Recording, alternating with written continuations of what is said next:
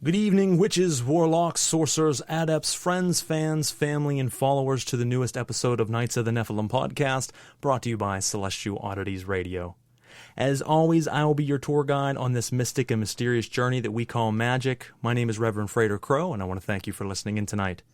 Whether you're listening live, streaming after the fact, or you've downloaded it to your device for on the go, I want to thank you for your support and patronage. Just make sure you click the like, share, and follow button on whatever platform you're listening to us from iTunes to iHeartRadio, Spotify, Deezer, Spreaker, CastBox, you name it, Amazon, Google, we're on all of it. So make sure you listen where you feel most comfortable, but while you do so, click those buttons. Helps move us up the podcast community rankings, allows more people to discover the show, keeps you in the loop with all episodes as they air, and gives you unfiltered access to everything that we have here on the show. If you're new to the show, what this is about, this is Knights of the Nephilim, and what we bring to you is each and every other week, I should say, not every week, but each and every other week. We, from 8 to 9:30 p.m., interview and talk with some of the biggest and best names in the occult, from ritual toolmakers to authors to theologians to practitioners and everything in between, picking their brain, finding out who they are, what they're about, their practice, and much, much more. So, if you are a fan of the occult, the esoteric, and mysticism, certainly a lot to listen to on this show. We've had a lot of great guests in the past, certainly have a lot more lined up for the future. Tonight we have a great episode for Samhain, and we are going to be talking with the one and only Aleister Nacht, and I'm very excited to bring him onto the show. But before we do that, if you were listening last episode, I had mentioned that we are making a change in the timing of the show. So this is the last episode where we will be from 8 to 9:30 p.m. It'll be from 8:30 to 10 p.m. starting in November. So if you're listening out there and you're used to the time, hopefully this doesn't throw you off too much. I apologize for the change, but with things going on in life, it's always a rush to try to make the 8 o'clock hour. That extra half an hour does quite a bit for me, surprisingly. So 8:30 to 10 for this show on Knights of the Nephilim, and my other show, Celestial Oddities, where we talk about the supernatural and paranormal, we will be doing 8:30 to 9:30 p.m. And we stagger them each and every week. So this is every other week, and that show's every other week in between. If you do miss, don't fret. You can always jump back and listen to it after the fact and stream it or download it to your device like we said, so you never actually have to miss a thing, which is nice. Now, if you've missed our past episodes, this is Season 2. So we've had a lot of great guests last season. Like I said, this season has been a doozy so far and a lot of great guests. And tonight we're on Episode 8. So we're heavily into the season. Got about 4 to 5 more episodes before we wrap up Season 2 and begin to gear up for Season 3. We do want to thank our sponsors, Limitless Liberation, Goetic Impressions, Belladonna's Botanicals, The Telemancer, Arsenosis, and Arachne Arcane Services for everything that they do for the show. If you are not familiar with who these companies are, throughout the night tonight, we will take little breaks to give highlights to them, tell you how they got started, what they're about, and where you can check out their great tools and wares. So stick around for that. But without further ado, I'm going to go ahead and jump into a little bit of a bio on Aleister, and then we're going to go ahead and jump right into this amazing interview. So, Aleister Nacht is a Theistic Satanist, Satanic Magus, and leader of a regional coven comprising of numerous groups located in Florida. With a modern view of Satanism, he brings the darkness to life in a very tangible way. His books have found favor with a multitude of searchers crossing over demographics and geographic boundaries, and I certainly attest to that. Someone that I was very excited, if you heard me talk about last episode, to bring on to the show, someone I personally am a huge fan of. So folks, make sure you light your ritual candles, grab your ceremonial cloaks and daggers, your magical grimoires and pens, and step into the circle as we summon the power that is Aleister Nacht.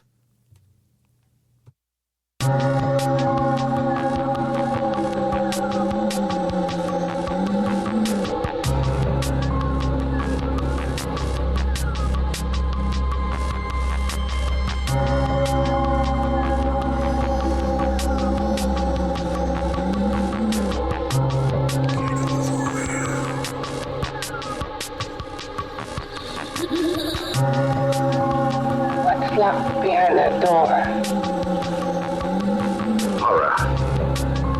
no normal mind can imagine.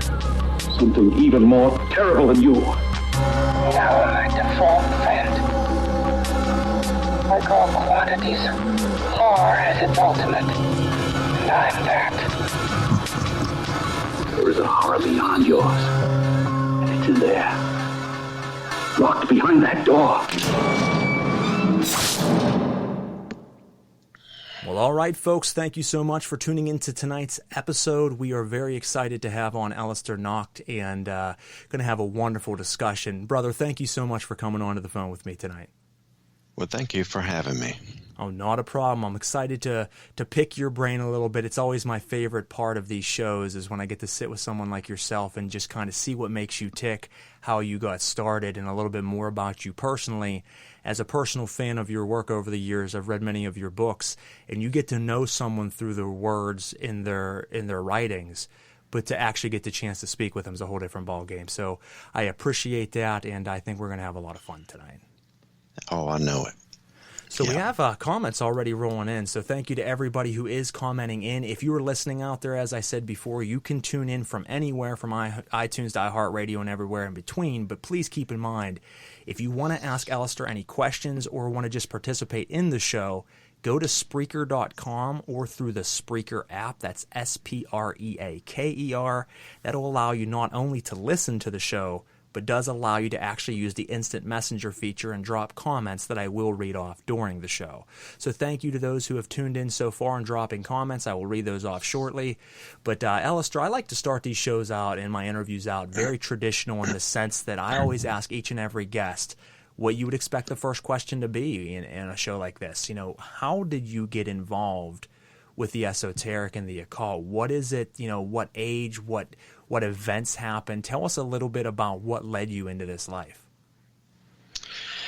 Well, when I was young, my childhood was basically a religious hell. So my father left very, very early. I really don't even remember him. But my mother went to the extreme with the Christian religion, Southern Baptist. I grew up in the Bible Belt down in Louisiana, and it was just, we were at church every time the doors were open. Every decision had to be made based on prayer and fasting, and you dare not mock or say anything out of line. So at a very early age, I became very rebellious. And when I got older, especially when I was going into my teenage years, like all teenagers, you go out and have a good time, drink, do some of this, do some of that. And what I was noticing was these people from the church were actually out at these dives and these liquor stores and stuff like that. The little town I grew up in was a dry parish. So you had to drive 5 miles to the next parish to find a liquor store where you could get hard liquor. Well, anyway, I just started basically seeing, the hypocrisy of it all. And I think in my heart, I've always been spiritual. I've always wanted to believe in something. And, we're all born with a hole in our soul, and we fill it with whatever there is that we choose to fill it with. So, in my teenage years, I left home. I left home very early. I went to New Orleans, and I lived in New Orleans. I lived on the streets. I was homeless. Petty crime and stuff like that to make it by. And then I got hooked on heroin. Actually, one of the girls that I was seeing at the time, she shot me up the first time, and heroin became my god from that time on. So I just really lost the will to live after, I'd say about a year, maybe 2 years. I just lost the will to live. And by chance, I ran into a lady at Cafe Du Monde. And she just out of the blue said something to the effect of, "You're looking for a place to die, aren't you?" And I didn't even fight it. I said, "Yeah, I don't have anything. I don't have anything to live for. I mean, my spirit is beat. I'm done." And at that time, in the back of my mind, I had already planned out that I was going to overdose. I was going to end it, but I just didn't have the guts to do it. When I would get close to the edge of doing it, I just didn't have the balls to go through with it. So anyway, when she said that, it kind of, I was taken aback, and I guess she sensed something in my heart, and maybe in me, I don't know, but she took an interest in me. She told me how to get in touch with her, where she was at, and she said, I've got something that might help you. It's helped a lot of people I know. And she was a hoodoo practitioner, a very sweet lady, and the whole group just absolutely. I was the only white. Now my listeners know that I am of mixed race. I mean, but they took me in, and that was my first experience with anything magical, anything outside of the Christian church, the Christian religion, Baptist denomination, the Bible. This was the first real exploration into something other than that. And I found it to be very liberating. I found that it made sense. I found that, she actually took me to the point where I had my first real interaction with the other side, and I was hooked. So that is how basically I was exposed to magic, I guess, the first time. And as life went on, I had an opportunity to leave Louisiana and relocate here to Florida. And so I did that. I left all of them behind and stayed in touch with them for years and years, and they've all passed away now. But so coming here to Florida, I actually met some people, and we were talking about different things, and I had already started moving into the spiritual area of Satanism, more theistic.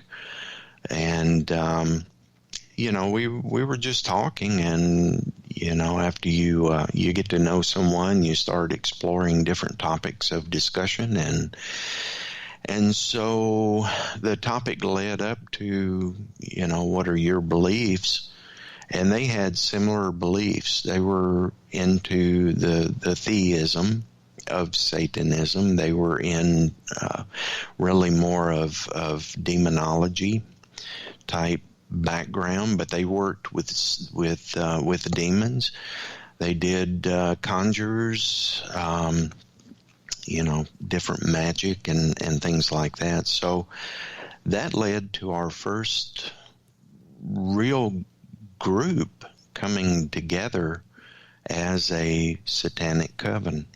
So that's how it started. That's the long story, I guess. No, that's amazing, though. I'm glad you shared that with me. And there's several things that resonate with me. You had mentioned at an early, child, really noticing the hypocrisy of seeing people at church and then seeing them at these other locations. And what that really was reminiscent, for me was, and I think this will strike a chord with you as well, is what really led me into Satanism when I was a young child was I did come across LaVey's Satanic Bible and I read it. And I know that you said this in one of your books, I think it was Sanctum of Shadows, where, it felt like you were reading your own words. And when I started reading it, I'm like, wait a second, this guy thinks what I'm thinking. And one of the things he said in that book was how he would play organ for the church and see the same people sitting with their wives, and then on the weekends notice they would be at whorehouses and they would be at the circus and acting wild and doing a lot of things that were different than what they were whenever they were at church. And he was playing organ because he played for both. Right. And it was very interesting that, you see both sides of it. And you brought up living in the Bible Belt, which was something I was going to ask about tonight, how that childhood was for you, which you already covered, which thank you for doing so. I would imagine, that would be very, very difficult trying to branch away from anything that's not of a Christian background in that area because of how heavy that influence is. Oh, yeah, absolutely. Now this was all during the 80s, so it was even compounded even more with the Satanic Panic. Yep. Yeah. I mean, everyone was going apeshit crazy over, there are devil covens everywhere, and there are these women that have babies for child sacrifice, and that's all they do, and it just went on and on and on. So I was in a very real environment in the 80s after I had left home where you had to be very careful about what you said, because, some of these good old loving Christians would take your ass in a back alley and beat you with a baseball bat. I mean, that's the environment I grew up in. Evil was evil, and, they took it upon themselves to police their communities. And so you had to be very, very careful. It's not like today where you can say whatever you want to on social media and you can, hide or what have you.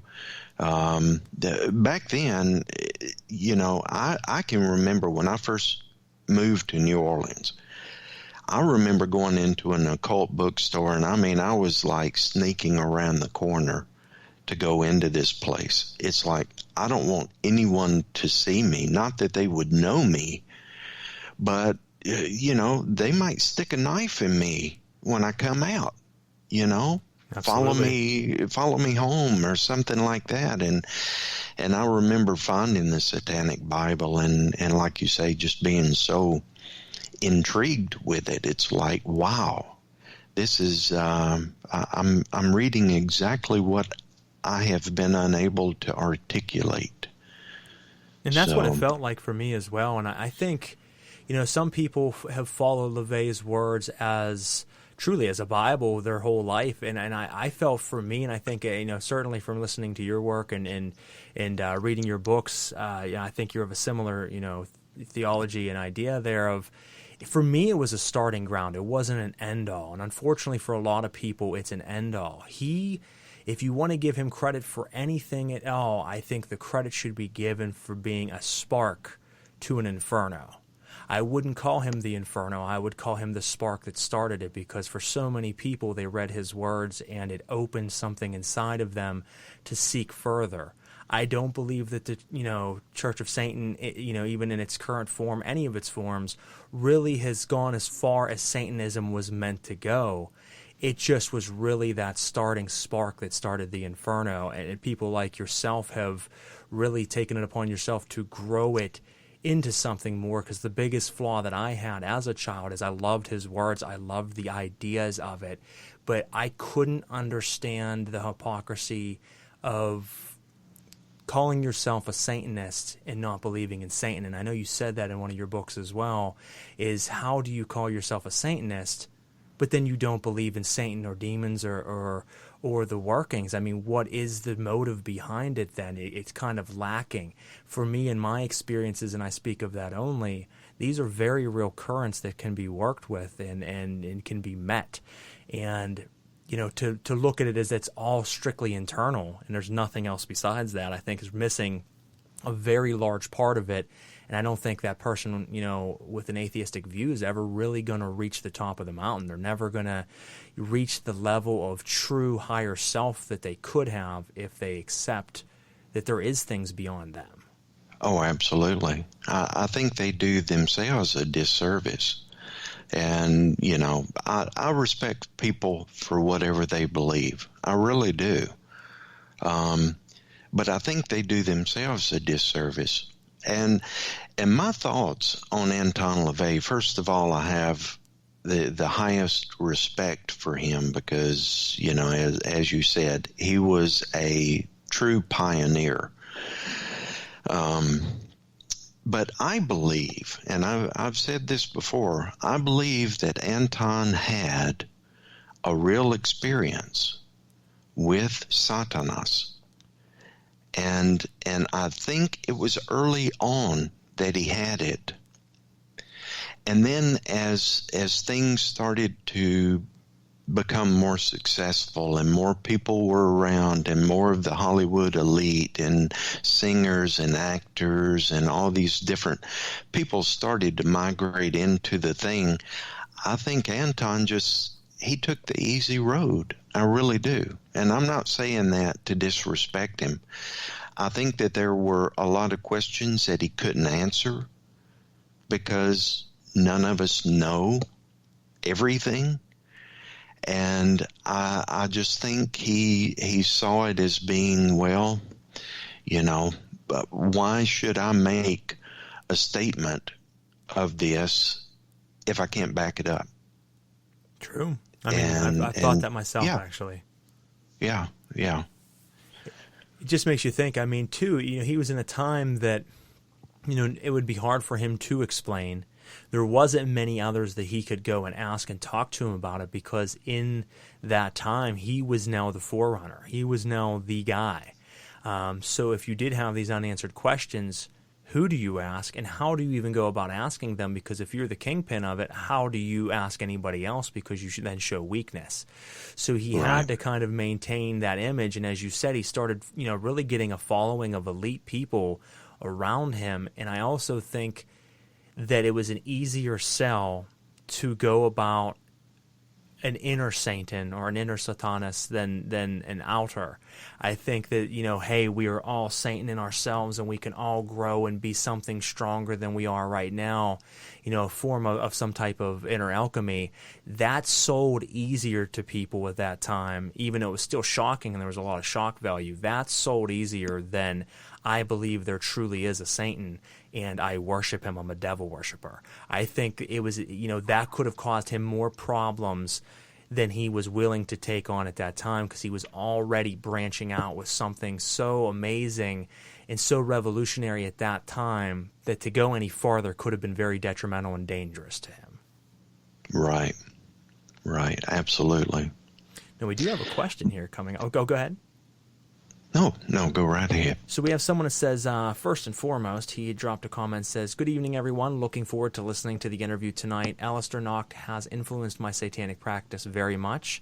If you have time for a question, being satanic myself, I have often thought a lot about death and of the soul. So I'm always curious to hear what people's thoughts are on what happens to the soul after death from a satanic perspective." Sure. So we are energy, and when our physical body ceases to exist, that energy goes on. Now, I can't tell you exactly what happens. No one can. No one has been to the other side and come back. It's impossible in our current state. First of all, in our three dimensions and our physicality, plus we don't have the real cognitive tools to understand it if we saw it. So I can't tell you exactly, but I do know in my heart of hearts we are energy, and energy continues to go on in some form. Our belief is that when the body ceases to exist, that energy exits, and we are able to pass through the veil to the other side, and that's where we will reside. And we will be with Satanas, we will be with the demons, we will be with the people that we are closely drawn to in life. I think that is an indicator of like-minded and like-hearted individuals. And so once going through that barrier to the other side, we continue on. And I do believe that we influence those who are left here. In other words, those that are on the other side, we have Satanas, we have the demons and the different hierarchies of hell and the Satanic kingdom, but we also have basic everyday Joe Blow, just like me, who pass on and go to the other side and are able to be called and able to help with the gnosis of those that are still here. And I would have to agree with that, because one of the heavy parts of my occult practice is obviously satanic arts, but also heavily into the fields of necromancy. And I know that I have worked with and communicated and gained knowledge and gnosis from spirits of the dead who have come back and actually shared amazing secrets and knowledge with me. They were not of a demonic current. They were not of an angelic current. They were not interdimensional beings. They were just like you and I, someone who was here at one point in time in this 3D dimensional matrix that has left, that has passed on, and they are somewhere else in another realm that is still accessible to this realm and can come back to teach you, and will come back to teach you in some cases. Same as a demonic current can be used and tapped into to learn from also.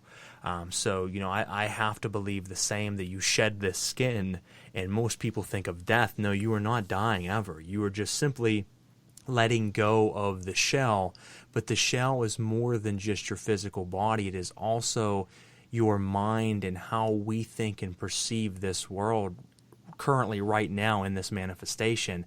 That is all. That whole coil is shed, and there's the true you inside of there that will continue to live on, as you said, Aleister, energy, but it's intelligent energy, and it does continue to live. It continues to flow and can continue to be communicated with.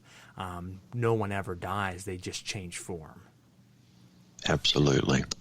And I love the fact that you bring up energy, because something you talk about heavily in your work, which is, the most important thing to magic and often is lacking in a lot of the books and occultists, I use that term lightly these days, is the fact of energy. Energy is everything. If you are calling yourself a practitioner, a occultist, a sorcerer, a magus, any of the sort, and you don't talk about energy in your books or your writings or your practice, or if you're a teacher, talk to your students about this, then, you're missing something here. I have to question it, because magic is simply learning how to control and to use the energies that are already around you and use them for certain purposes. And as you've said, there's no white magic, there's no black magic, there simply is magic. And one can use it for different means. It is a current, and how you use that current is up to the hands and the casting of the beholder. It doesn't have an intelligence behind it. It is intelligent, but it doesn't think for itself that I am magic and I'm going to be dark or light. It is our true will, as Aleister Crowley would say, that helps direct that towards its purpose. And I love the fact that you talk about that so heavily in your work. You talk about the chakras. You talk about how to gather and sustain and keep energy, and then use that in your rites and practices, because that is spot on what has to happen for true and real magic to work. Not just the phantasmagoria that a lot of people live in, not just the psychodrama of being in a ritual and having the blood flowing and having something seem like it's happening around you. No, that's the difference between that and actually having a true connected experience. And I love the fact that you teach that in all of your workings. Yeah, absolutely. I mean, the energy that's where it starts and that's where it ends. So without that, it's just hocus pocus. There's nothing real about what you're doing if you haven't mastered that. And, there are different ways to do it, obviously, but, and then, as you said, the chakras come in to play. And I'm doing a 3-part in my satanic processes. I'm doing 3 episodes on the chakras on YouTube. They'll be coming up. They're set to premiere, I guess, in a few weeks or something like that. I think I've got premieres set until out in January. So okay, plenty of stuff to see over there. No, that's exciting, folks. If you're listening in on that and you heard that, please check it out and make sure you support it and share it around. Awesome knowledge, and it's something that if you're not currently mixing into your everyday practice, you really, really should. We've brought up, Aleister, on some of the past episodes with guests I've had, something I've come across, in modern occultism, which really throws me off. I've taught quite a few students myself, and over time, I've had a lot of people tell me, well, I don't really see the purpose of meditation. I don't find it useful. And right then and there, that throws a real big red flag up for me, because first off, it's one of the most important elements. And secondly, if you're truly connecting with a being, you're going into a trance-like state. And if you're going into a trance-like state, that is a form of meditation. So either someone's not fully understanding the depths and different levels of meditation, or they're just, like a lot of people these days, spouting off these complete fantasy stories that are not true. So, Right. Folks, meditation is going to get you to higher levels of self. And I know that you have mentioned in your workings, and I think is a heavy problem these days, most people focus solely on the external side of magic rather than the internal. And you have to be balanced on both to find true clarity and equilibrium, because if you strictly focus on spell casting, if you strictly focus on external material gain, and you're never taking time to cleanse your own mind and aura to really tap into the inner and deeper levels of self, what happens is a heavy imbalance on one side. And that's when you start to see, and often see, a lot of practitioners start to lose their mind. They wind up dead, they wind up insane, they wind up in prison, and they start to be a different person than you once recognized them to be, because they've tapped into something and didn't find balance, and now it's caused them to have havoc in their life. And there's several people that I can think of right off the top of my head that are even larger names that have fucked with these currents in ways they shouldn't have, never taken time to do the true work, and have come to be complete insane nutballs. So I think that that's important for people to find that equilibrium. Do you agree with that? Oh, absolutely. There's no shortcut to this, and that's, I always have to laugh. I get so many people that will contact me through social media, and they want me to teach them how to do something. And it's usually, for financial gain or something like that. So teach me to do a ritual. Well, what would you do with it if I gave it to you? You're missing the whole thing. As much magic can happen sitting in your living room as it can in the satanic sanctum. So magic is magic, and in order to learn and to be proficient at it, which none of us ever get truly proficient at it, we're always constantly improving, you have to practice it and you have to use it. And to your point on meditation, you're not going to have a being show up in physical form in your sanctum. It's not going to happen. I'm sorry. It just does not. Or let me say this. It has never happened in my experience like that. They show up in the astral, in the mind, in these surroundings, but they're not going to show up and walk through the door as some people allude to. It just doesn't work like that, because we're in the physical, they're in the metaphysical, and that connection, that key, is the mind, spirit, and the connection through meditation. Without that, none of the other mechanisms work. Magic, astral travel, none of that stuff, because it all begins with meditation.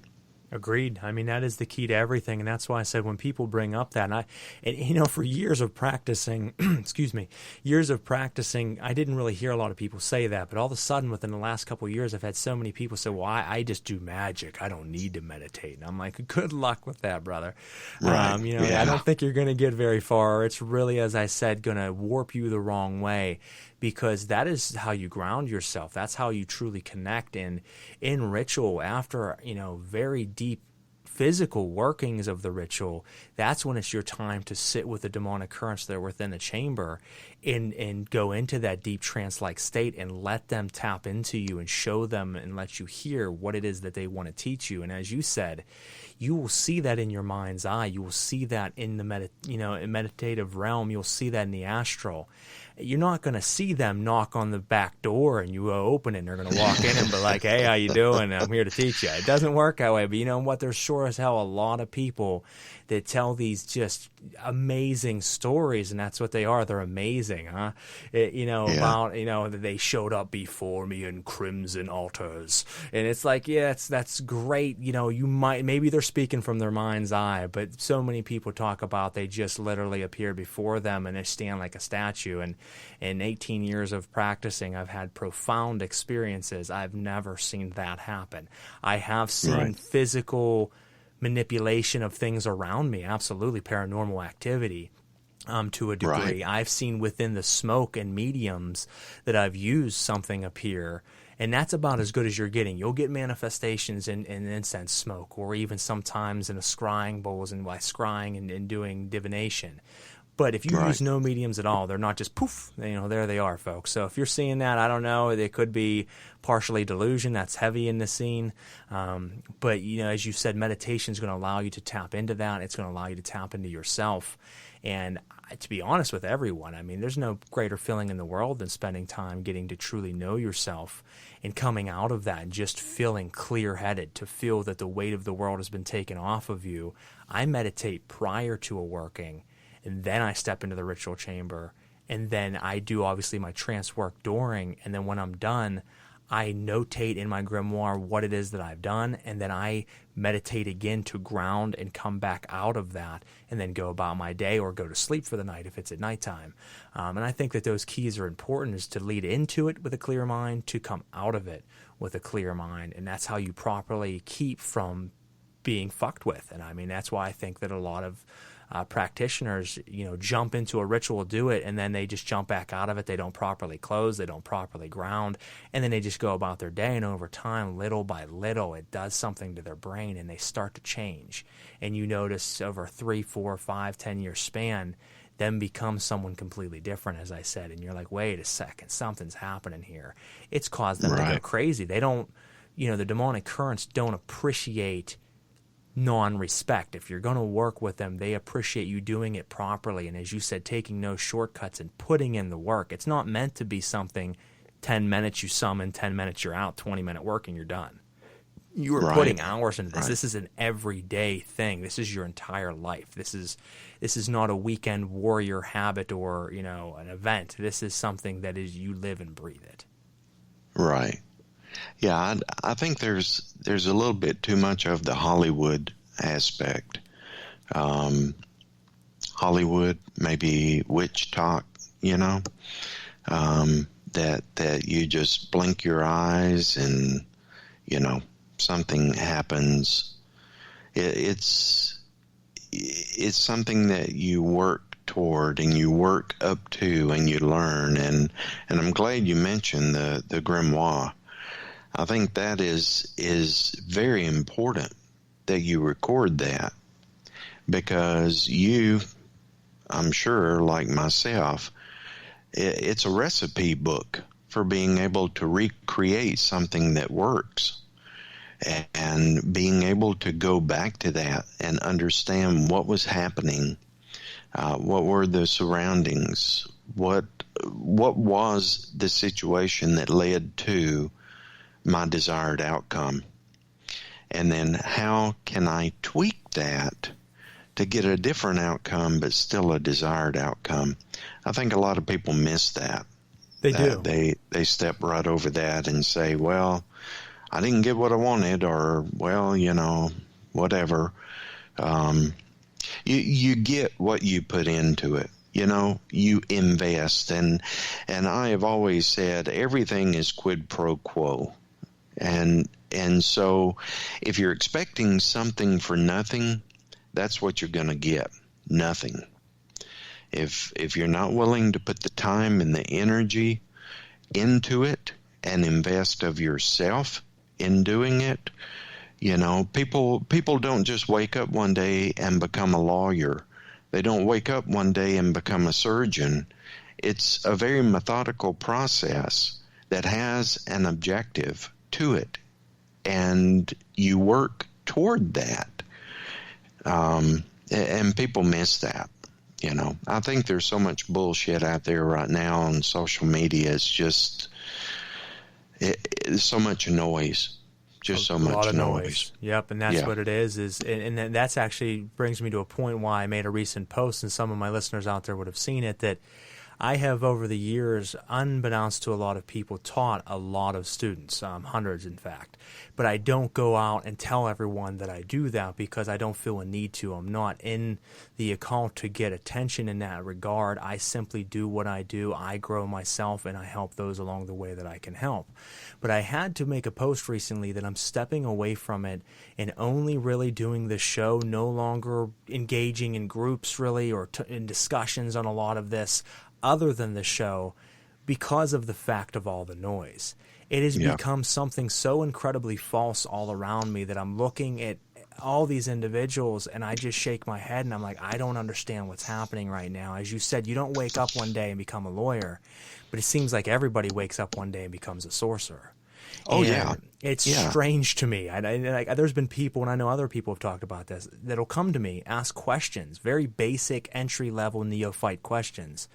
And then 2 months later, they started a website, and you see them saying, I am now offering ritual for hire services, and I can make your dreams come true. And I'm like, didn't you just ask me how the elements correlate with magic? And what? Like, what is going on? I'm confused right now. And that seems to happen a lot these days, that everyone's jumped onto the bandwagon that not only am I something that I'm not, but secondly, I can make money off this. So I'm going to start telling people how I can make them rich and famous while I still live in my mother's basement.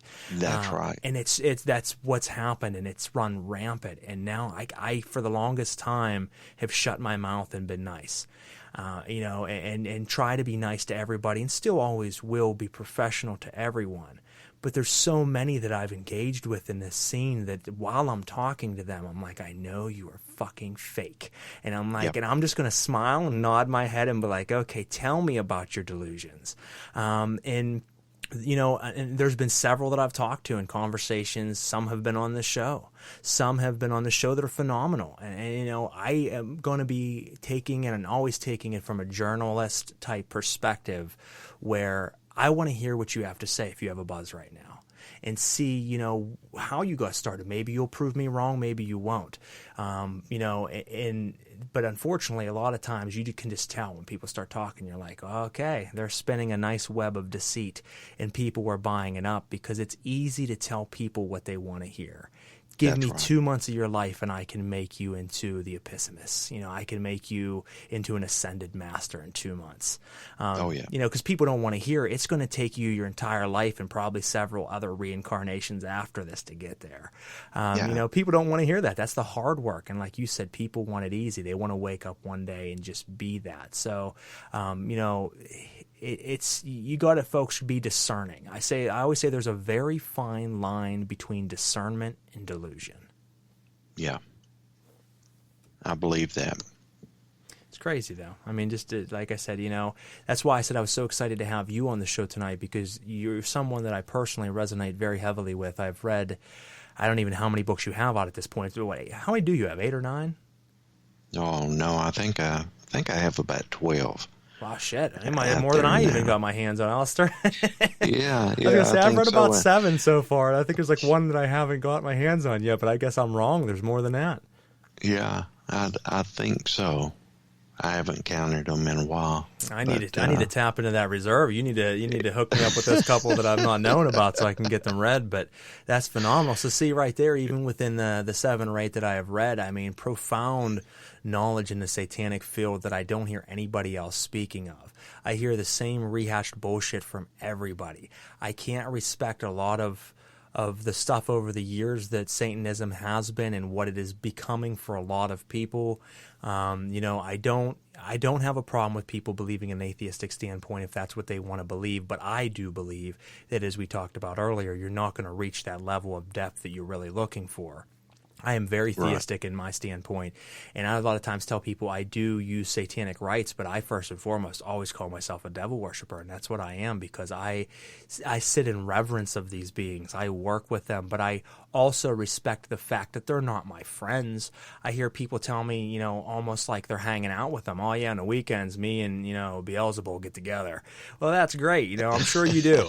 But no, I don't look at it like that. I sit in reverence of their power, and I appreciate it, and I make offerings in respect to them, and in return I am taught and given things that maybe one normally would not be given, but I never make the mistake of thinking that I'm their buddy. I am just simply a disciple of them and in reverence of them. And if you take that perspective, great things will happen.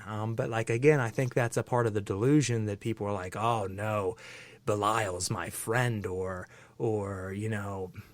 Azazel, would do anything for me. Would he? Maybe he will work with you in your workings, but I don't think he's thinking about you. Right. That's right. Food for thought, folks.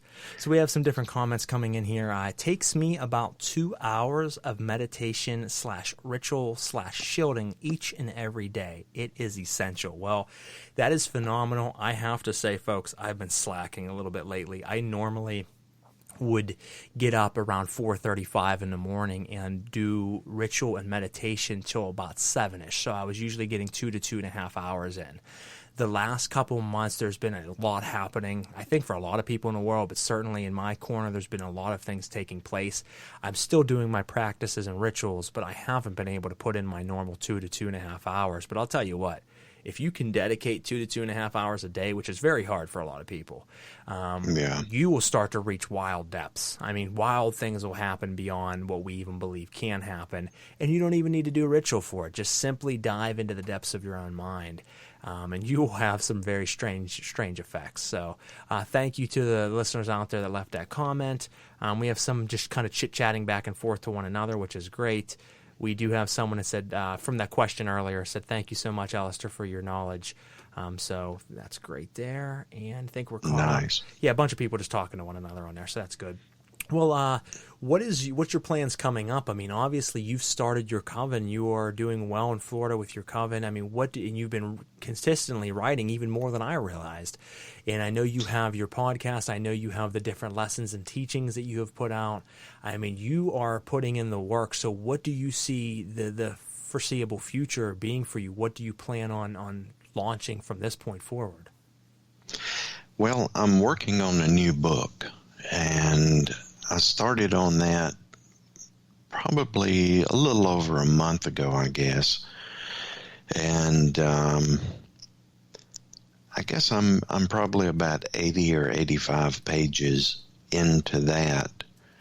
I don't know when it'll be released. When I start writing, I write when I feel like that I have the inspiration to do it, and I also have the guidance to do it, and that doesn't come, on a schedule. So I'll probably release that, next year sometime.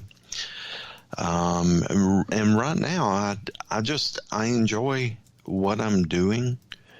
I enjoy the people that I have relationships with. I really enjoy that. I've got some very, very dedicated people that have been in communication with me for years, and I've never met them face to face, but we communicate all the time. We have Skype calls and things like that all the time, staying in touch with one another. Those are the relationships that I really like. Then our coven, Magnum Opus, which we do meet in person, obviously, and we have for, I guess now, almost 20 years. Our coven, we're all getting old, and we're getting, with all the things that age brings. We actually lost one of our coven members, Lightning, here not too long ago, just a few months back. And he was really the reason that I became a writer. What we did is our coven started as 6 individuals, and people that we would know, we would talk with and have discussions, and those were the new initiates that we would bring into the group. Always a very small family environment, and because we were having growth, we had quite a few people coming through as initiates, and we were having to say the same things over and over again. And so what we came up with is we would write a little pamphlet that we could give people, and they could kind of do the groundwork as far as, these are the terms, and this is kind of what this means, and this is what you can expect, and this is kind of what ritual looks like, and so we started doing that, and I volunteered to actually write the pamphlet. And after I wrote it, Lightning, he kind of took me aside and said, "Hey, you did pretty good with this.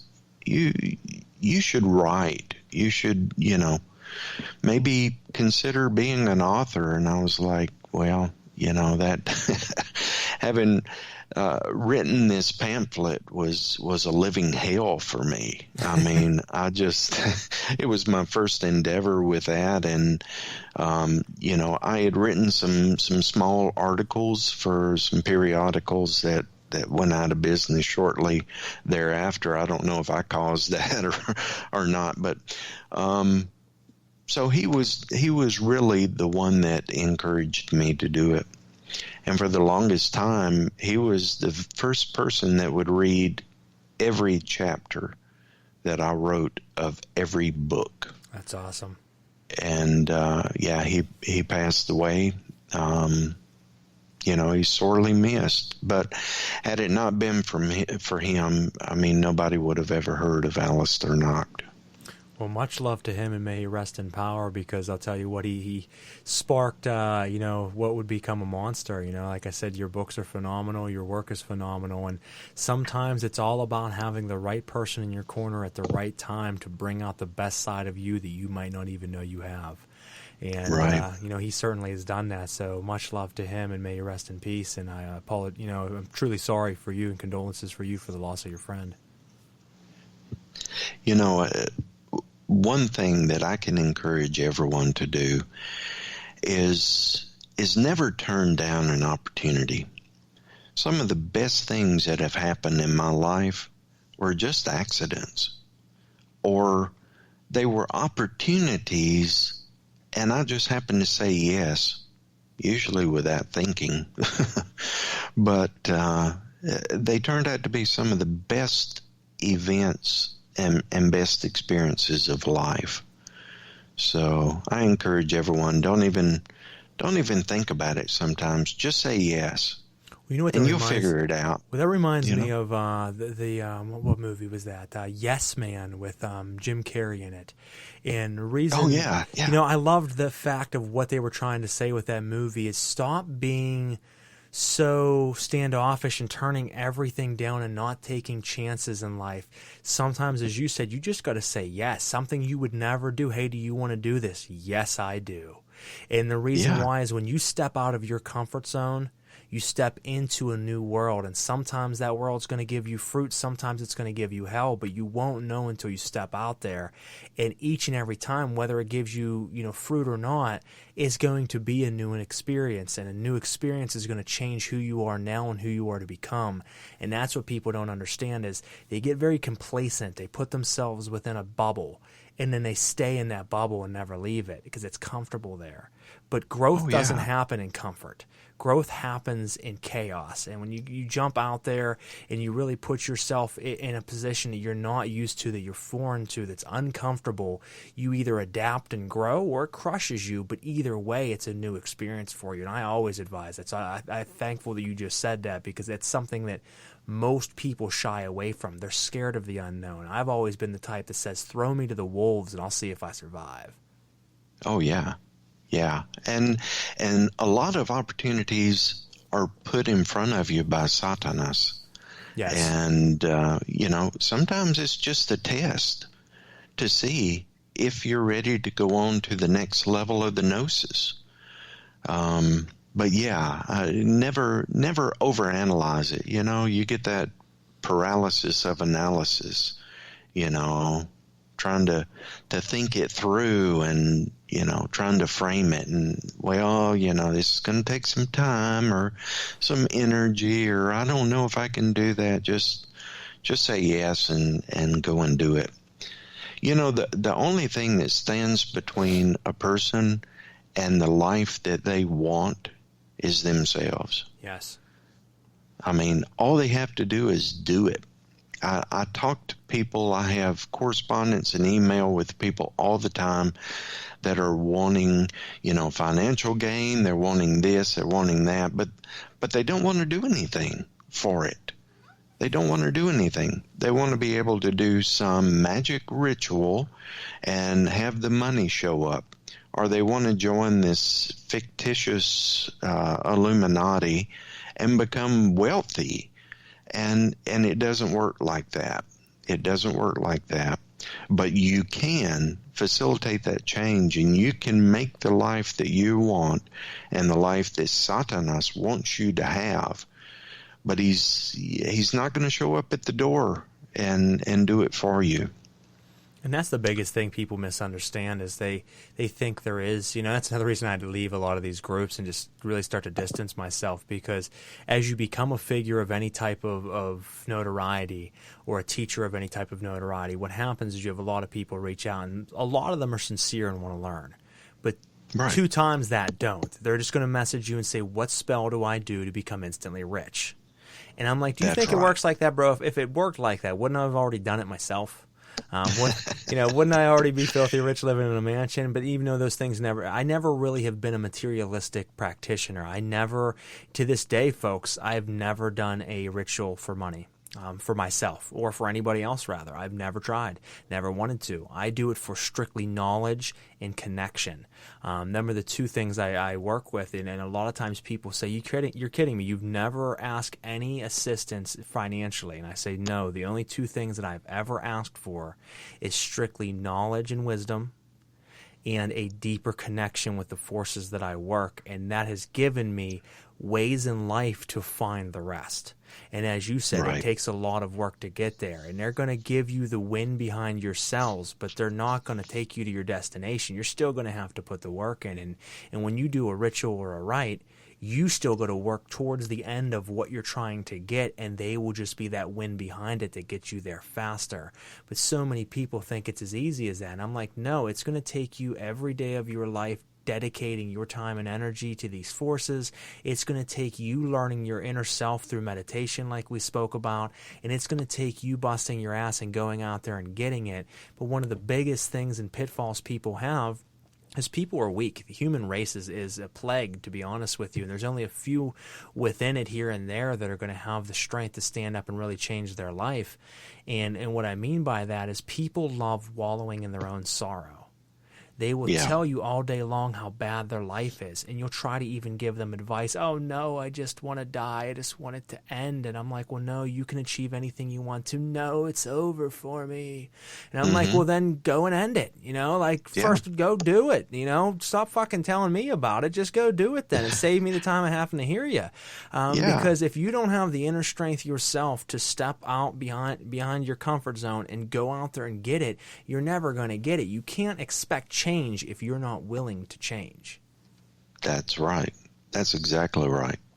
And that's what it is. And it's just strange to me. And I think it's like some type of weird human trigger that was pre-programmed into us that we have to break the safeguard off. And once we break it, we start to sell kind of smoothly through the rest of it. But there's something that people get so far and they get stuck and they can't get past that trigger, so they just stay in that wallow zone where they just want to cry all day and tell everybody how bad their life is. Well, then change it. Put the work in. Yeah, and you have to, for your own sanity and your own health, you have to cut those people loose. That is the classic definition of psychic vampire. Yes. And they will drain every bit of your creativity, your energy, your time, your attention, and I mean, you just have to say, look, it is what it is. Either you do it or you don't do it, but the choice is yours. Life is tough for everybody. Life beats the fuck out of all of us. So, do you have more problems than me? I don't know. But I'll say I've got my fair share of them as well. So, you have the power to do that. You can make a difference in your own life. But I agree. I think some people they like to, and misery loves company. Yep. And that's it, is they always try to bring everybody else down to their level because they have someone then to share it with. And you always find that people are friends with other people, that all of them together as a group just bitch all the time, and all they do is complain. And then, when you are successful of any nature, they always come to you and say, what's your secret? How do you do it? What's the golden, how do I find the golden answer to this? And I'm like, I don't know, man. I've just always worked my ass off and got the things I wanted. If I set my mind to something and I want to do it, I do it. There's no question. There's no how am I going to be stopped or what's going to stop me. There is nothing that's going to stop me. If I want to do it, I'm going to blast through every barricade that's stuck in front of me. I'm unstoppable in a machine, and I know that. And if you know that about yourself, then you're unstoppable. But if you constantly say, well, there's this happening, and that's going to happen, and no, this is the wrong day to start, and well, then, yes, 3 years from now, you're still going to be sitting there saying the same thing and have gotten nowhere. So with that, folks, I want to take a quick commercial break to give a highlight to our sponsors. So we'll be right back on Knights of the Nephilim after these messages. Knights of the Nephilim podcast would like to thank our sponsor, Goetic Impressions. Goetic Impressions is a company dedicated to the faithful creation of advanced ritual tools by following Grimoire guidelines as closely and as feasibly as they can in the modern world. Follow them on Instagram, Facebook, or their website, goeticimpressions.com, to stay informed on new projects and limited-time items that they roll out frequently. For listeners of Knights of the Nephilim podcast, you can use the promo code KOTN10 for 10% off of your overall order. Again, that is KOTN10 for 10% off of your overall order. And make sure you check out their Facebook, Instagram, and website. Once again, the website is www.goeticimpressions.com. Again, that is goeticimpressions.com for absolutely everything for your ritual needs. Fantastic items, quality items, greatly priced, quick shipping. Can't speak highly enough about these guys. Absolutely wonderful team, and I'm glad to have partnered with them. Thanks, guys. Knights of the Nephilim podcast would like to thank our sponsor, Limitless Liberation. I'll read you about this wonderful company from their owner, Elena. Limitless Liberation was inspired by both Lucifer and Belial. Lucifer has been with me most of my life, as far back as I could remember. Belial and I started to work when I was going through a very difficult part of my life. He completely turned mine and my family's life around for the better in a very short period of time. In return, he asked me to create what he called Charger for him. He showed me the designs, so I created the first Charger for Belial, and Lucifer wanted one next. From there, I had spirits lining up with requests for magical items. Some are control freaks, while others just inspire. They are all so individually different, but every single item created has power within it. Each item operates on many levels. They operate as an anchor for the spirit you're working with, thus aiding easier connection between the two of you. They also operate like a power cell or battery, where they already come with an inherent energy to them, but they become stronger as you feed them and pull from them during ritual, as well as to strengthen your workings. Limitless Liberation continues to grow to honor the spirits that we love to work and build relationships with. You can check her shop out at etsy.com/shop/Limitless Liberation. Again, that is etsy.com/shop/Limitless Liberation. Knights of the Nephilim podcast would like to thank our sponsor, the Telemancer. Let me first tell you a little bit about their owner, and then I'll tell you a little bit more about them. James Hunter Ralston has been a member of the Order of the Voltec, starting in 2008 and progressing through several degrees, last serving as head of the Outer Order. The Order of the Voltec is an offshoot of a pylon of the Temple of Set, originated to study and practice several forms of the sorceress methods centering on techniques used by Mexican and other Central American priests and magicians. Many of the techniques involved were popularized in the late 1970s and 80s by Carlos Castaneda. Over the decades since his first experience with magic, his desire has grown into the creation and use of what other shamanic sorcerers term as power objects, talismans, amulets, totems, and other powerful objects. His interests expanded to the degree that he chose to become an apprentice of several Appalachia's premier craftspeople and learn the art of metalcraft to produce power objects for both himself and select patrons. He does work with gold, pewter, silver, and sometimes other metals as well. He has been doing this for over 8 years. He does create talismans, pendants, rings, altarpieces, and more, almost all exclusively by custom commission. And you can check out his stunning work at facebook.com/thetelemancer1. Again, that is facebook.com/thetelemancer1. All as one word. Thank you so much. All right, folks, we are back on Knights of the Nephilim. Thank you to our sponsors so far that we got to air tonight. Make sure you check them out at their links and give them love and support. Some wonderful different wares that these folks make, hand custom made, that you can order from their shops. I use a lot of these tools and implements in my working, some of the oils and olums and flying ointments to really help get you into the zone when you're in ritual. Some of the tools themselves very powerful and resonant as well. So make sure you check them out. We'll jump into a couple more a little bit later in the episode. We have been hanging out for the last hour and 8 minutes with Aleister Nacht, who is a Satanic Magus from Florida. He runs Magnum Opus Coven. He has written quite a few books. I was saying 8 or 9 earlier because I've read most of them. There's actually about 12 or so now, and he's working on a new one, so he's ahead of me.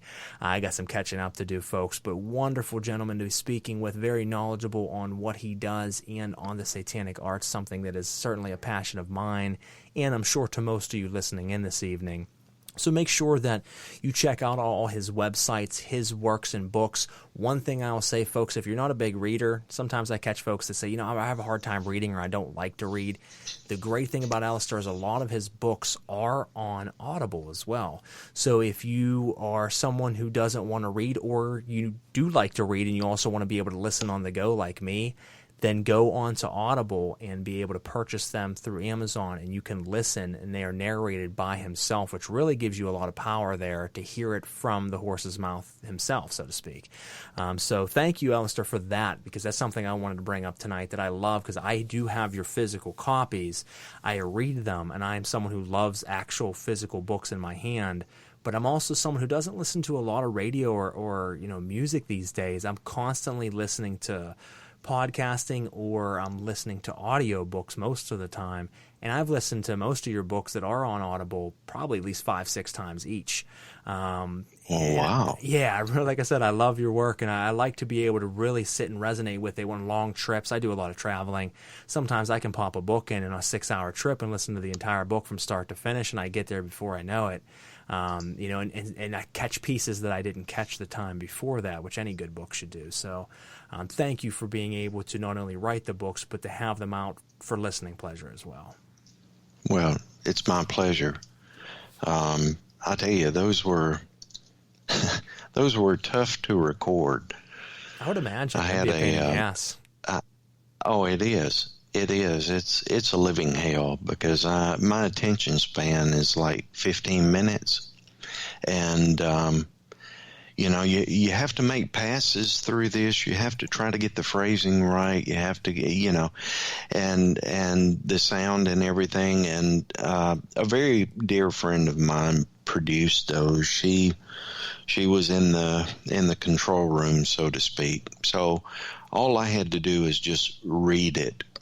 But she was relentless, and I was like, "Holy shit!" I would read through a whole phrase, 3 or 4 sentences, and she would say, "Well, we've got to go back and do that again."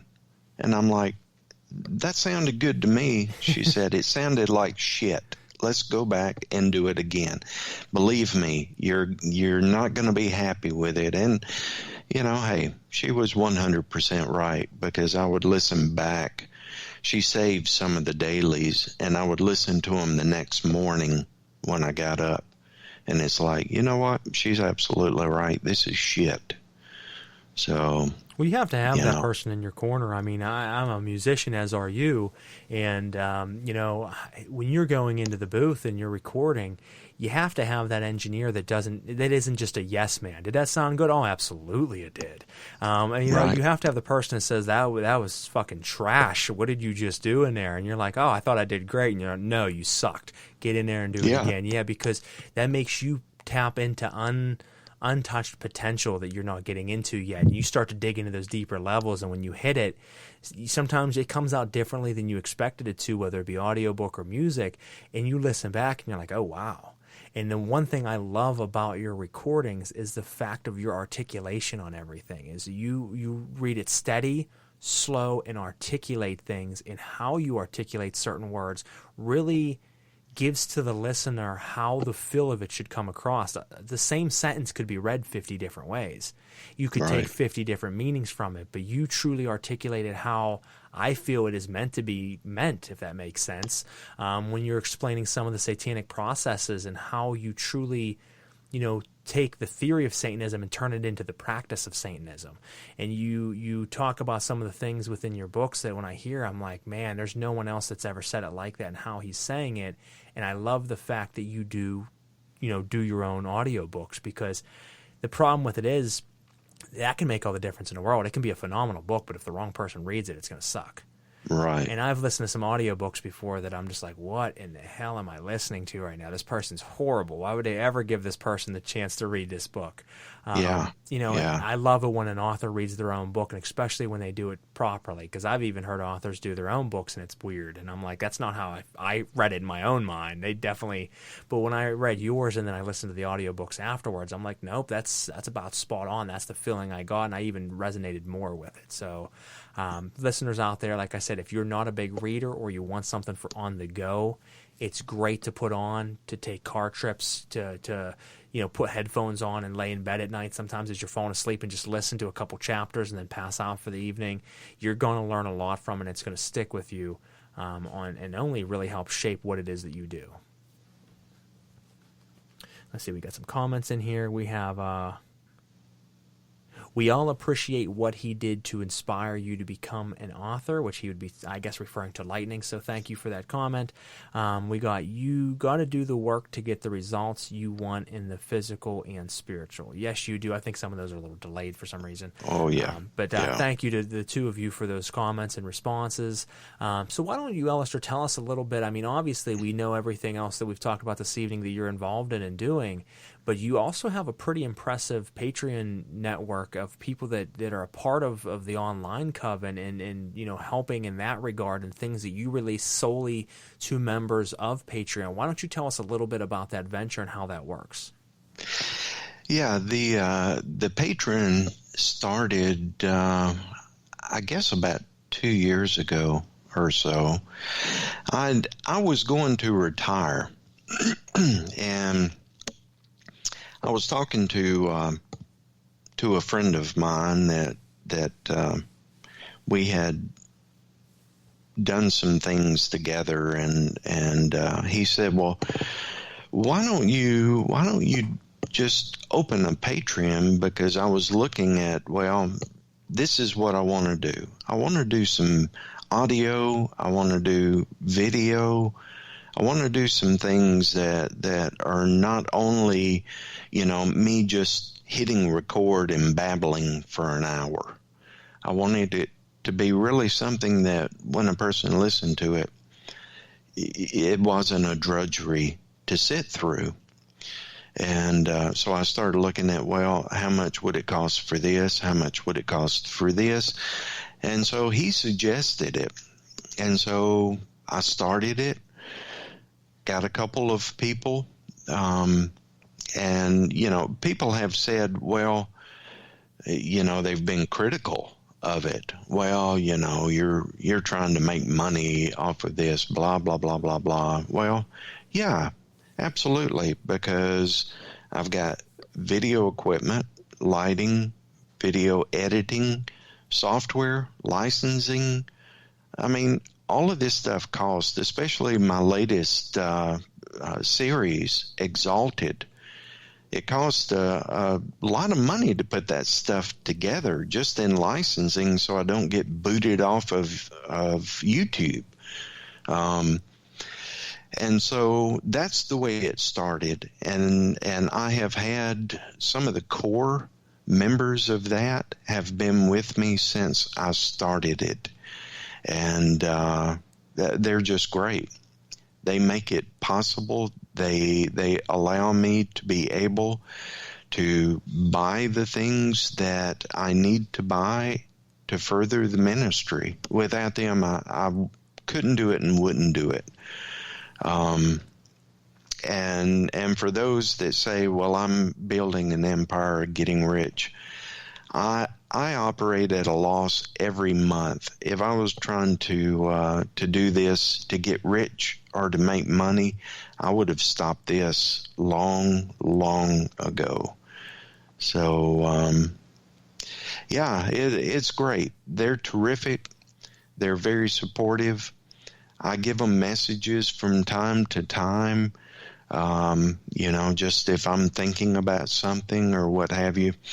And I started a crowdcast where I was doing live events with them, and I actually polled them and said, would you support if I start making these things available to the public?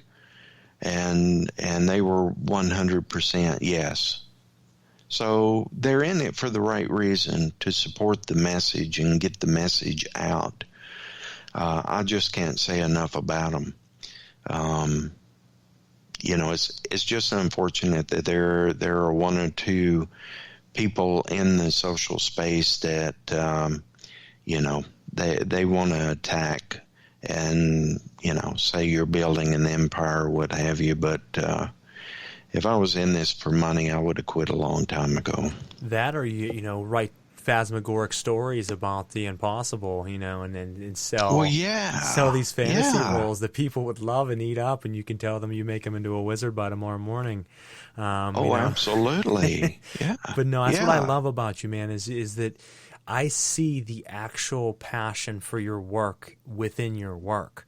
And I watch what you're doing with your videos, with your Patreon, with the things that you do with live events, and even some of your rituals and masses and things that you've held. You have aired during some of the satanic holidays and things I've seen you do in the past. That's phenomenal that people can tap into that and watch that and be a part of it. Someone who might live in a state or a town that there is no one else into what they're into, and they feel kind of lost on the interweb, and they feel like, I don't really have anybody to talk to, and a lot of these assholes that I'm seeing I don't relate with, and I don't believe in their work, like we talked about earlier. Where can I find somewhere that I feel like home? And they have a place within, your workings that they can do that. And as you said, you're not trying to build an empire in the sense of just making a ton of money and, being this famous, huge character larger than life. You might be building an empire in the sense that your work is reaching the right people that need to be reached. And those people are finding it, supporting it, and growing an army in that sense, which is what anyone who's truthful of their work should hope for. And I find nothing wrong with that at all. I mean, the whole point of it is you put the work out there, and the people that are meant to find it will find it. Well, there's a lot of jealousy, and oh, yes. and on the left-hand path, like anything else in life, I guess, there is so much fucking drama. There is so much drama, and so many of the little clique clubs, I'm going to get all my friends to go and attack this person or out them, or just petty bullshit. We're not in high school anymore. And it really, it does a detriment to the people that are being manipulated by some of these people. Yes. And, it's really, it's a shame. But I only hope that, people find a value in what I put out there. Actually, Sunday night on the 31st, I'm dropping 3 videos on YouTube, 3 premieres back to back, because I do feel that there are probably some people that, may be alone on Halloween. They may want to get together and have a watch party. Who knows? But I'm putting that information out there and doing it back to back to give, whoever needs to see it or wants to see it to come along and join. It will have live chat since it's a premiere. I will be there in the chat. And so I really enjoy those type events. I enjoy interacting with people if they're, sincere about what they're doing.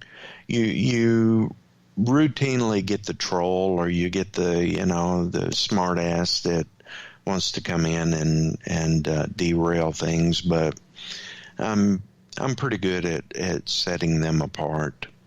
But yeah, I think the social space now has really started to explode with left-hand path stuff, whether it's witchcraft or Satanism or what have you. And I think there is, like we said earlier, just a lot of noise out there, a lot of people making noise. And the only thing I can say that's good about that is with a lot of noise, it does spark, in different individuals throughout the country, throughout the world, there is going to be those few who are young, who, not necessarily even young, but who are young and maybe don't have something they connect with. And seeing how big witchcraft and Satanism has become in the last handful of years, it has exploded. And like I said, most of it I find to be false, and it's just really done to play a role to, feel more powerful than you are, to gloat to other people and look dark and spooky. That's still going to gain attention in the sense that more people hear about it. The more people that hear about it, the farther the message spreads, whether good or bad. And there will be a few people out there that because of that will start to look into things, and they'll dig deeper and deeper. And as you dig through a lot of shit, you'll find the pearls. And when you find those, you're going to say, wow. And people are going to find your work. And the cool thing about it is the first time they read an Aleister Nacht book, they're going to feel how we felt the first time we read LaVey. And that's an awesome thing to think of, is generations later, that same feeling can be felt by someone, and generations from now, that person could be you or I, and be in a position like this of teaching and helping other people. And that's just cool that the wheel continues to spin. And even though there is so much noise and so much just clutter, there's always going to be those few that are true of heart. And that's great to hear. And then, folks, if you're out there, make sure, if you're not doing anything on Halloween, to tune into the premiere of these 3 videos. I'm certainly going to be tuning in myself. So very exciting news to hear that's going to be happening. We're coming to a close here in the next few minutes, so I do want to ask a couple questions. Obviously the premieres of the videos are coming out. Do we expect any type of big rites within the coven coming up this weekend? Do you have anything special planned? No, not this weekend. We usually celebrate, but this year we're not having a coven ritual. Okay. We've got, my health has not been the best. I had a health issue here the first part of this year, and I'm okay. I had to go through treatment and stuff like that. But I'm trying to stay out of the public right now and stay away from everyone, because my immunity is a little bit low because of the treatment. Understandable. And so we're not going to. This is the first year that we haven't had a ritual. Usually Halloween is the second biggest celebration that we have. The first one is the Bride of the Beast, which is the first part of September. And we usually celebrate a week-long celebration for that, culminating in a real big ritual and dinner and everything that goes along with that at the end of that. But this year we're not, unfortunately. I'm hoping that hopefully, I'll get better and things will get better and be able to do that in the future. Which, by the way, is interesting. Someone on social media accused me of faking my illness. I just keep being surprised and shocked at the gall of some of these fucking cretins. So no, there's a lot of them out there, man. I mean, even myself, I'm sure you get it to a much bigger level than me, but even to myself, some of the things that people message me sometimes, I just sit and shake my head and I'm like, wow. I believe that someone would say something stupid like that, but no, much love, and good energies to you, brother. I hope that you get back to full force soon. And that's what I was wondering, because whenever you said that you were doing the premiere on Halloween, I was thinking, well, then there must not be a group ritual this year. But honestly, right. It might be for the best. I'll be the first to say that I've lost several friends since last year because of COVID. For the people out there who want to believe it's real, not real, doesn't matter. I don't care your views. I will just say that several people have gotten sick and passed away very quickly that should have never passed away. They were in good health. So if that can happen to anybody. And I say everyone needs to be safe right now. So I would much rather see you guys not doing any group rituals and you be around a lot longer than to risk it all for one group rite. So no, I think that's a smart decision, but I will be tuning in on Halloween certainly to watch the premieres of your videos and wish you nothing but the best and blessings, for much more to come in the future. Now, the question I ask everybody, if you had all the time back that you've spent reading, researching, practicing, ritualizing, writing your books, everything in between, all of your occult time back right now to be able to put towards one other thing, what would it be?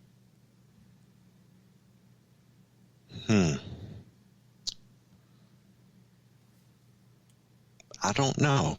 That's a good question. I don't know. And it usually stumps a lot of people, to be honest with you. A lot of people get that thrown at them, and they're like, I never thought of that. They're like, I spent so much time in the occult that I don't know what I would do if I didn't have this. Yeah, that's right. That's like a job interview question. Why do you want this job? I need money, Yeah, that's right. No, but that's perfect. I don't know. I've had a very good life. I really have. I have achieved everything that I ever wanted to achieve, and I credit that to Satanas. I had to work hard and do it, but I credit that. And some people say, well, you've got regrets. Everyone has regrets. Yeah, I've got some regrets. Absolutely. I would have done some things differently. But, my journey has been the way that it was, and that made me who I am now. And I think if any of those events or any of the bad that I went through, any of that were to change, I think the equation would change so much that I might not be the person I am today. True. So, yeah, but I don't know if I had all that. I really don't. That is a good question. Well, it's something certainly to ponder on later on as we end the interview. You'll be thinking about that later. I'm like, well, what the hell would I do with all that time? You'll have to get back. Have you ever had anyone that could not answer it like me? I have. I have had people say, I really just don't know.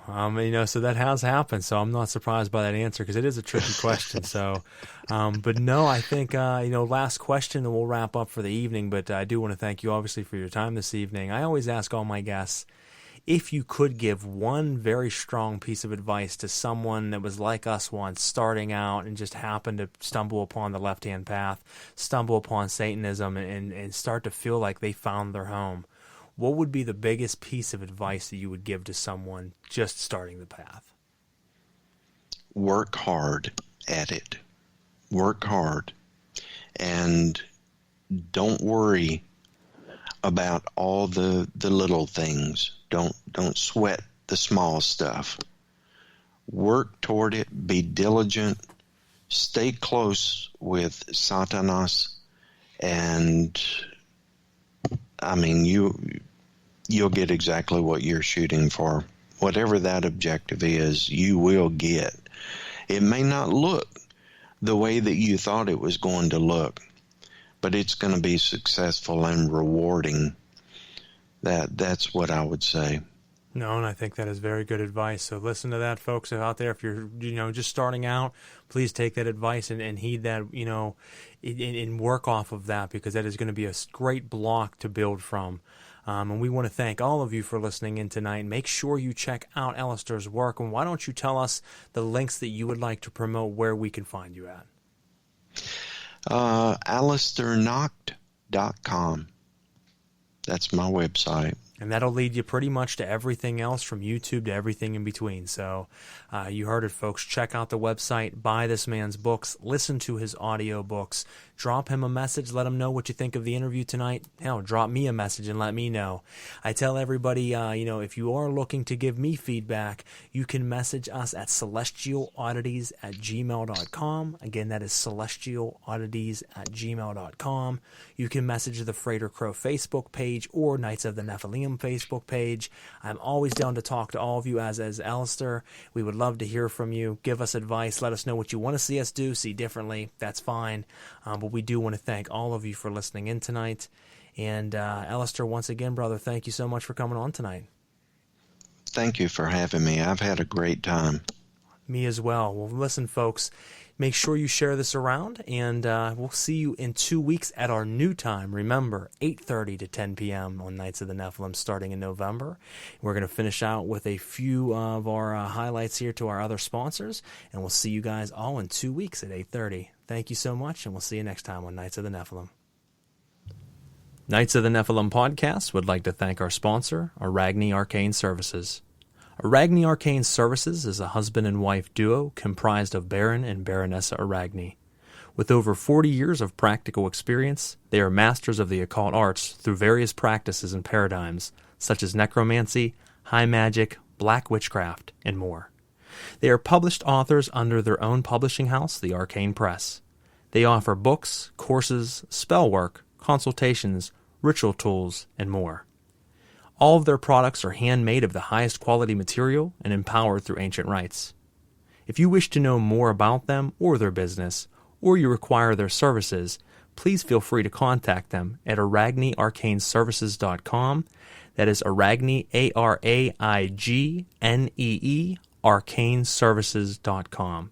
And if you use promo code KOTN, you will get 10% off of your overall order or purchase as a special highlight of them being a sponsor of this show. Thank you so much, guys. Knights of the Nephilim podcast would like to thank our sponsor, Belladonna's Botanicals.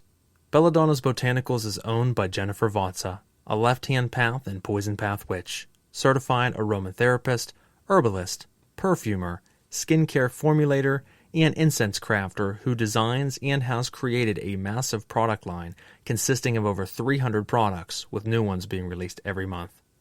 Belladonna's Botanicals provides high-quality, handcrafted metaphysical and self-care products, including flying ointments and oils, herbal tinctures and elixirs, herbal smoke blends, ritual oils, powders, incense, radionically charged crystals, ritual bath products, fragrances, and bath and body products. Jennifer draws inspiration from the spirits she works with, and they often have requests. Anecdotally adding that as she was creating her product lines for the dark goddesses and demonic gatekeepers, that King Paimon showed up requesting his own product line as well. She often directly channels what they would like to be included in their products, in addition to her own ritual workings along with known correspondences. She also has a popular left-hand path-oriented YouTube channel where she posts content on everything from podcasts with other occultists to her gnosis from working with different spirits and various topics pertaining to her craft and creations. You can check out her product line at www.belladonnasbotanicals.com. Again, that is belladonnasbotanicals.com. Or check out her videos on YouTube by searching her name, Jennifer Vatsa. That is Vatza. Thanks, Jen.